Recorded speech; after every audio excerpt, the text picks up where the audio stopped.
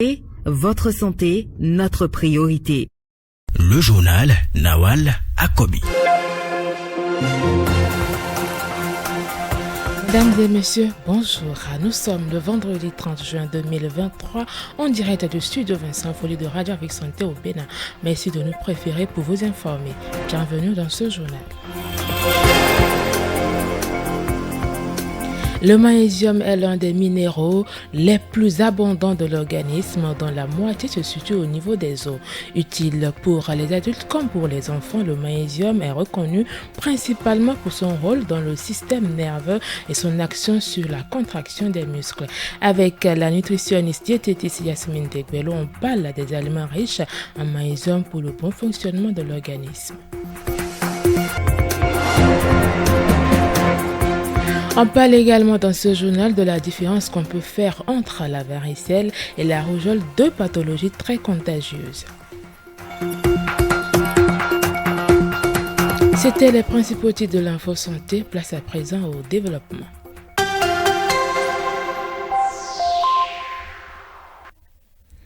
L'insomnie fait partie intégrante des troubles de sommeil. Elle peut être ponctuelle ou occasionnelle.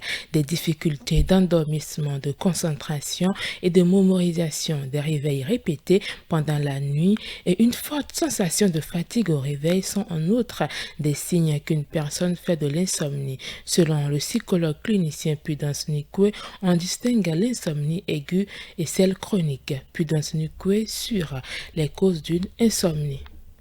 Il faut comprendre d'abord que l'insomnie, c'est une mauvaise qualité du sommeil qui ralentit les fonctions cognitives et qui a des répercussions sur le lendemain. Les causes sont d'ordre purement psychologique. La majeure partie de cette insomnie nous vient du stress, de l'anxiété, de la dépression surtout. Quelqu'un qui est tout le temps sous stress, la peur de mal faire, cette anxiété-là fait qu'arriver à la maison, il pourra vraiment pas dormir. Faites successivement 4 jours d'insomnie, c'est la dépression qui s'installe. Il faut noter que une mauvaise hygiène de vie peut occasionner l'insomnie. Par exemple, la consommation importante d'excitants comme les caféines, l'alcool, la pratique d'activités stimulantes le soir, le rythme de vie irrégulier. Il y a des gens qui travaillent hors horaire de travail. Ils travaillent plus qu'ils se reposent. Ils n'ont pas du tout de temps de loisirs. Non, il faut équilibrer sa roue. On peut bien éviter de faire de l'insomnie en dépit des facteurs de tous ordres dont elle provient. Pudence Nikwe, psychologue clinicien, propose quelques pistes à suivre afin de prévenir et de retrouver le sommeil. On peut prévenir l'insomnie. Il suffit juste de mettre en place un rituel de coucher constant et régulier. Si c'est par exemple à 21h que vous allez être au lit, alors soyez déjà au lit à 21h, vous dormez dans le noir. Faites ce que nous appelons une thérapie de sophrologie ou de la relaxation. Vous vous relaxez complètement. Ça demande beaucoup plus d'énergie. C'est une approche très thérapeutique. Il faut éviter les dîners trop copieux les soirs et puis le sommeil est plus régulier. Et surtout, éviter la consommation de caféine et de substances psychoactives stimulantes les soirs. Il faut dormir dans une chambre calme et dans l'obscurité totale et avoir une bonne hygiène de vie. Éviter au mieux les soucis. Éviter les activités intellectuelles intenses ou stimulantes les soirs. Pour retrouver un bon sommeil, c'est déjà les règles hygiéno-diététiques, c'est déjà de faire confiance en soi-même, de programmer sa journée. Quand ça devient chronique, alors il faut venir faire une consultation psychologique. Il faut demander à rencontrer un spécialiste pour qu'il explore avec vous l'origine de ce mal. Quelle différence peut-on donc faire entre la varicelle et la rougeole?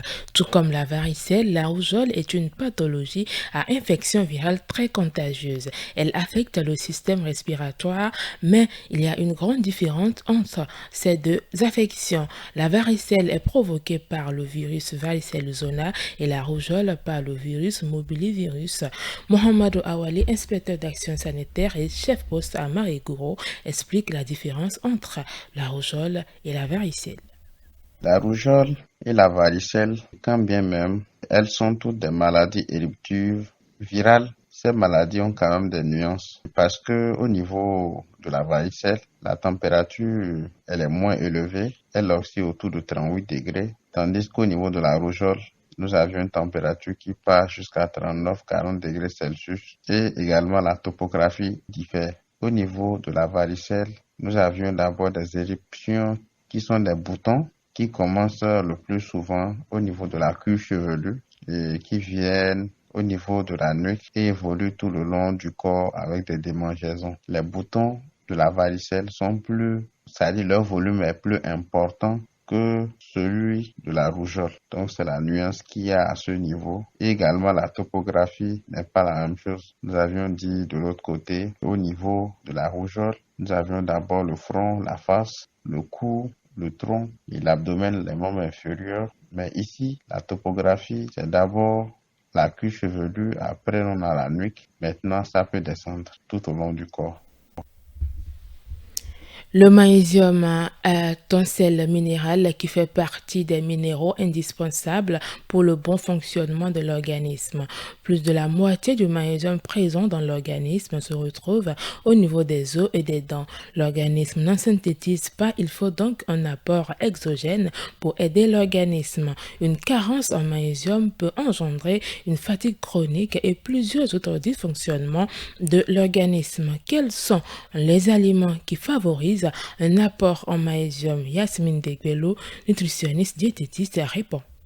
Les aliments riches en magnésium, nous avons les produits céréaliers à grains entiers ou céréales complets. Ce sont des céréales dont on n'a pas enlevé l'enveloppe externe, c'est-à-dire le son. En effet, la majorité du magnésium contenu dans les céréales se retrouve dans le son.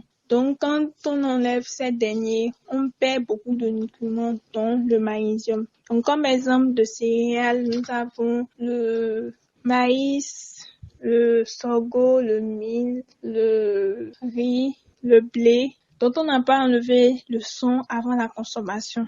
Nous avons également les légumineuses comme le soja, le niébé, etc. Nous avons également les légumes à feuilles vertes foncées. Nous avons les fruits comme la banane, l'avocat. Nous avons également le cacao qui se retrouve en quantité dans le chocolat noir. Nous avons également les eaux minéralisées, certaines eaux minéralisées qui contiennent du magnésium. Nous avons également les graines et les noix comme le noix de cajou.